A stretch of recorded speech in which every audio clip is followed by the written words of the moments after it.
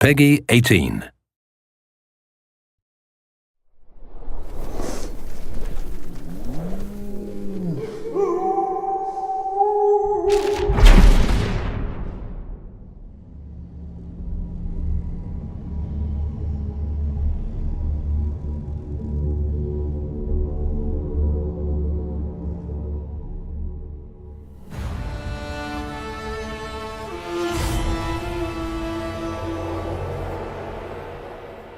Hello, my name is Daniel Sadowski and I'm the design director at Rebel Wolves.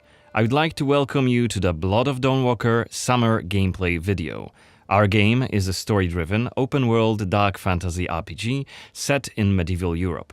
The game is currently in pre-beta stage, and what we are going to show you is just a part of one of the mid-game quests. It's a really cool story involving legendary swords and a haunted almshouse, but today we'll focus on showcasing our gameplay systems. We're starting on the outskirts of Svartro, the game's largest city and the capital of Vale Sangora. From here, we could head anywhere the eye can see, explore ancient ruins or sabotage vampire blood transports. But it's not just about where or when you go. It's also about how you approach the main quest and shape the story, making each playthrough uniquely your own. For now, we're following the road. Cohen is on his way to the city's cathedral, chasing leads about a powerful weapon said to be hidden in its crypts. But first, we'll have to deal with some bandits who camped out by the main road. Traveling through Vale Sangora is never boring. The world is dense with quests, random encounters, and locations steep in lore. This will be a great opportunity to show you our combat system. Our goal was to make the player feel like a real swordmaster who closely observes his enemies. We'll begin this fight by using acrid dust to stun one of the enemies. Now, when you attack, you choose one of four directions: up, down, left or right, in order to hit the opponent where he is unable to parry.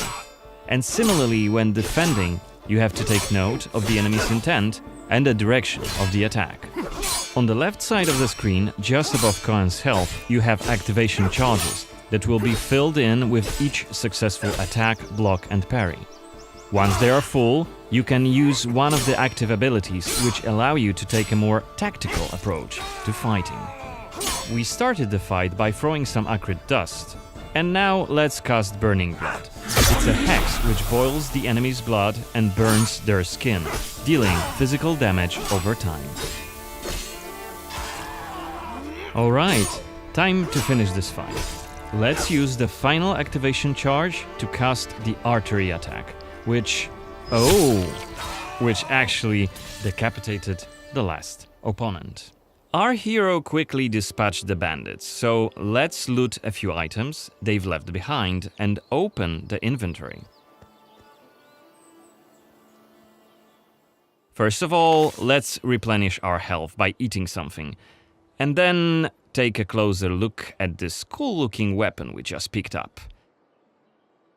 It has better stats than our current weapon, so let's equip it right now. We've also leveled up, so let's use this opportunity to spend the newly acquired skill point in one of Cohen's skill trees. The skills in the Blood of Dawnwalker are divided into 3 trees, one for human, one for vampire, and one shared between the two. We also have an active abilities panel.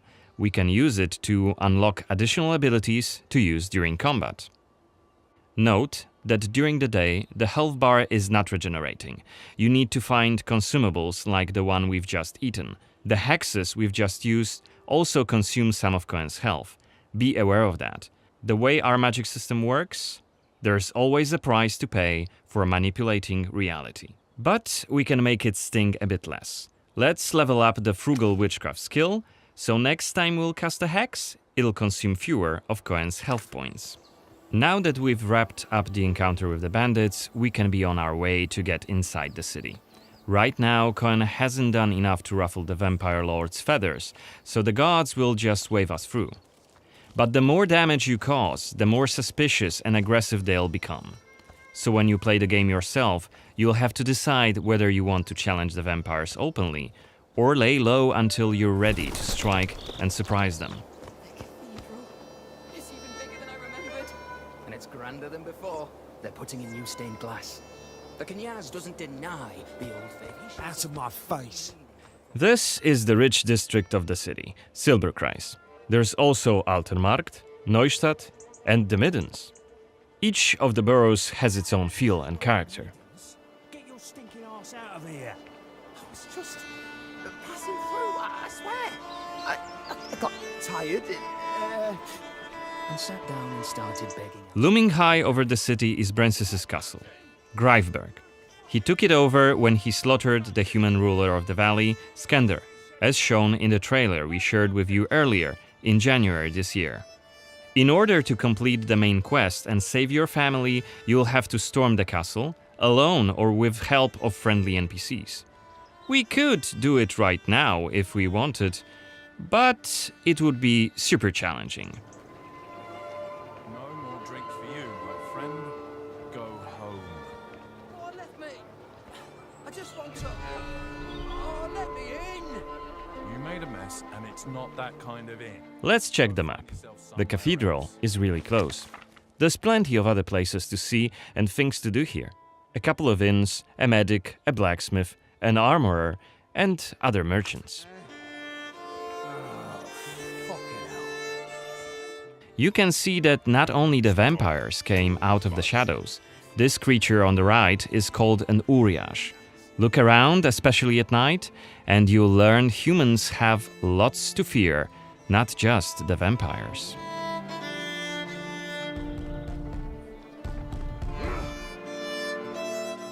And here we can see guards pounding on some poor guy's doors. What is it about?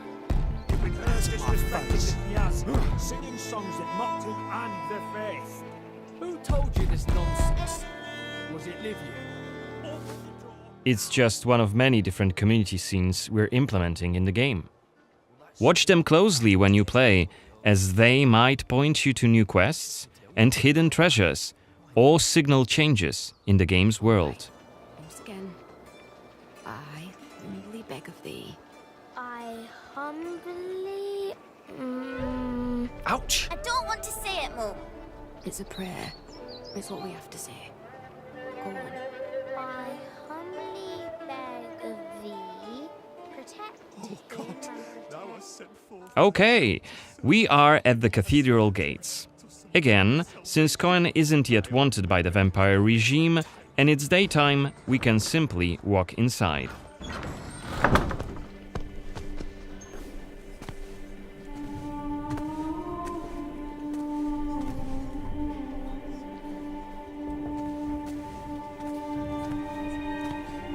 The baptism of a newborn is a solemn moment, doubly so. A new life joins our flock, bringing happiness to its parents and to the congregation. Natus ex sanguine est, alitur sanguine, et in sanguine morietur. Ego te baptizo in nomine Dei. Amen.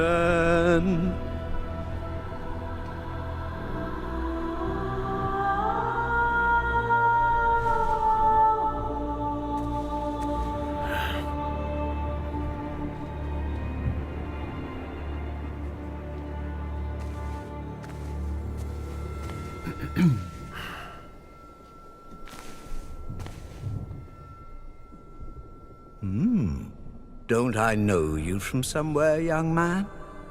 Laslia, maybe? I'm sorry, but you must be mistaken. Am I?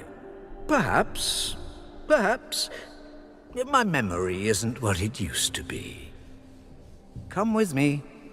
I'll take your confession. Thank you, but I have no need for confession. Ah. So you deem your conscience clear? I wouldn't go that far. but I'm sure you're a busy man, Father. So while I appreciate the offer, I feel that my soul shouldn't be your priority. I won't press the matter. You are quite correct. I have many other duties to attend to. But please remember that in order to be saved, we all need to repent. Myself included. I hope we can speak again soon. Good day to you, Cohen.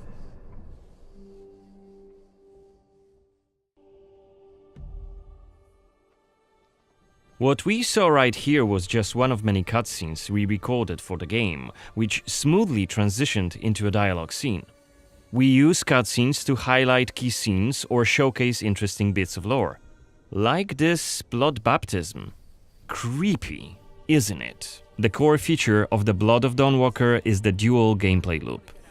Remember, Cohen may be a human during the day, but he turns into a vampire at night, and has a different set of skills at his disposal. And this is just one variable that affects our quests. Depending on when you tackle a particular quest, what choices you've made earlier, whom you befriended, or whom you've angered, your gameplay and story experience will be very, very different. So each quest is a complex structure with multiple possible paths leading to the end goal. We maximize players' freedom and agency, offering you a narrative sandbox to play in. I wonder what secrets may be concealed up there, just beyond Cohen's reach. And how do we get there?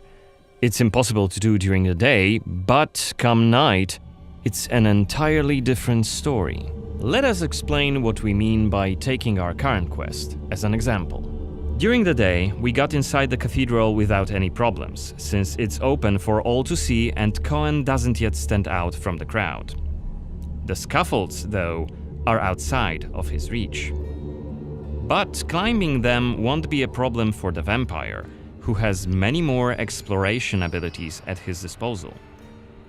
Bear in mind, Cohen has not completed the quest yet. What's more, there are still a few clues to be found in order to solve this story. It's worth mentioning that narrative sandbox also means that we may completely abandon this quest and follow a different path to defeat Brensis. For today, we're focusing on the gameplay part, so let's see how we could tackle this particular quest during the night. We're starting right after dusk, as a vampire, on the rooftops of Svatro. Right now, we have 22 days left to complete this goal. This counter is always displayed and you'll be warned each time it's pushed forward. So you have to be aware of the time, and it's more of a resource you'll be spending than a racing clock. As a vampire, you'll see and experience the world from a different perspective. You can travel quickly and easily access places beyond the reach of regular humans. Let us show you what we mean. This is Shadow Step, a unique vampiric ability allowing Cohen to jump to almost any place within his reach. Now let's take a good look around using the focus mode. This ability highlights objects of interest and loot. And there is something right here. This time it's just some items to grab, but on other occasions, who knows? You might come across a hidden quest. Looks like our health is quite low. This is because, as a vampire, your health bar also represents your hunger level, and you start each night thirsting for blood. Remember, you have to quench this appetite in order to make full use of your vampire abilities, and rein in your monstrous nature around NPCs. Otherwise, you may end up draining someone important, which may lead to unpredictable consequences. We'd better feed then. Maybe on someone who is standing all alone. Like this drunkard. Let's grab him and use Voracious Bite ability. Unless you lose control due to hunger, you get to decide how much blood to drink. You can drain just a bit and knock your victim unconscious, or go all the way and kill them. And if you're adamant you don't want to hurt innocent humans, you can drink from animals and some other creatures. Finally, we are at the cathedral, but it seems to be closed for the night, and the entrance gate is well guarded. Let's find another way in.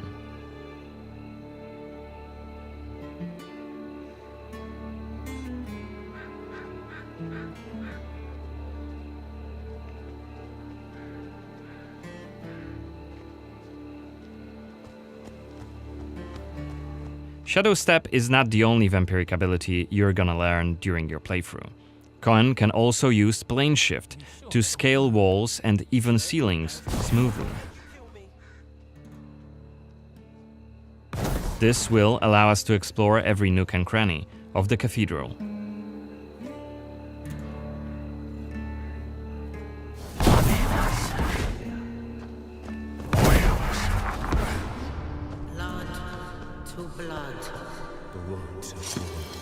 Better be quiet.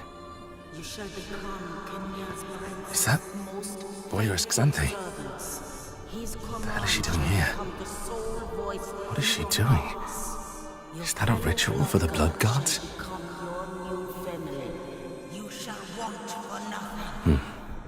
They're covering up the old paintings. Why?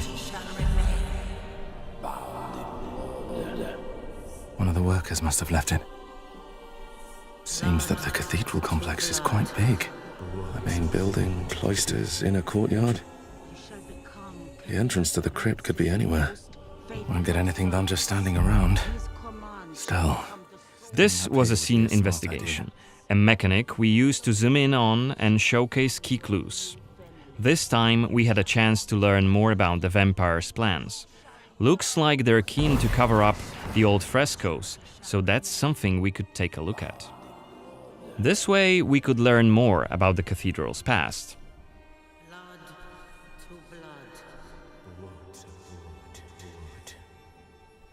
Looks like we aren't alone here. Underneath us there's a group of blood guards, soldiers hooked up on vampire blood, which makes them stronger, and one of Brances's vampire allies. It's Xanthi, the oldest vampire in Vale Sangora, and quite a powerful lady. Let's descend and check what's going on.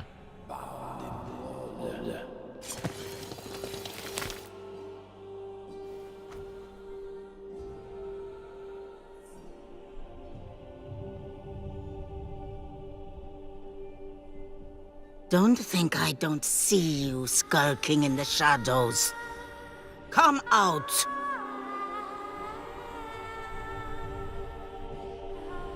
You're interfering with my task. Who are you? It doesn't matter. Very well.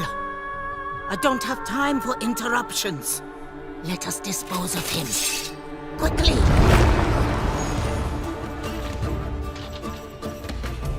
You've withstood it. Fascinating. Cohen is using his claws to attack when in vampire form. Blood guards are dual-wielding opponents. Their attacks are pretty strong. Of course, even when fighting with claws, combat is still directional.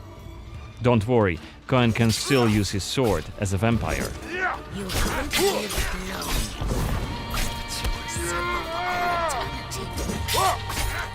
Only after defeating all three of the blood guards, Xanthi deems Cohen worthy of a challenge, and she descends to face him. She uses her blood control powers to cast a multitude of attacks, like her blood whips that hit Cohen from left and right. Xanthi is protected by a powerful vampire ability.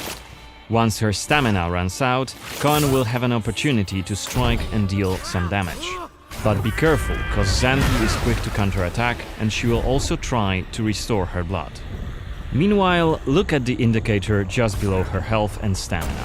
It's a timer for the boiling blood skill that you've seen in the CGI trailer. So, if we don't hurry, the timer goes down to 0 and Cohen will eventually explode. And we're dead.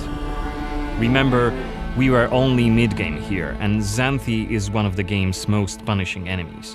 Defeating her right here and right now is very much possible, but it would be hellishly difficult. A fun challenge for hardcore players. Otherwise, we could load the game and explore the cathedral without drawing her attention. Or try to get to her while she's not surrounded by bodyguards. Xanthi, like all other vampire allies, has her own questline. Explore it, and you can learn more about her past, motivations, and maybe even try to reason with her. What you do is entirely up to you. Remember, our design principle is the narrative sandbox. There is no difference between main quests and side quests. There's just different stories that you weave together into your own unique adventure. But that's coming in 2026. For now, I'd like to thank you for joining me on this gameplay video presentation. We've just shown you a tiny glimpse of the Blood of Dawnwalker. There's definitely more to come in the coming months, so stay tuned for any updates being posted on our social media profiles. Goodbye!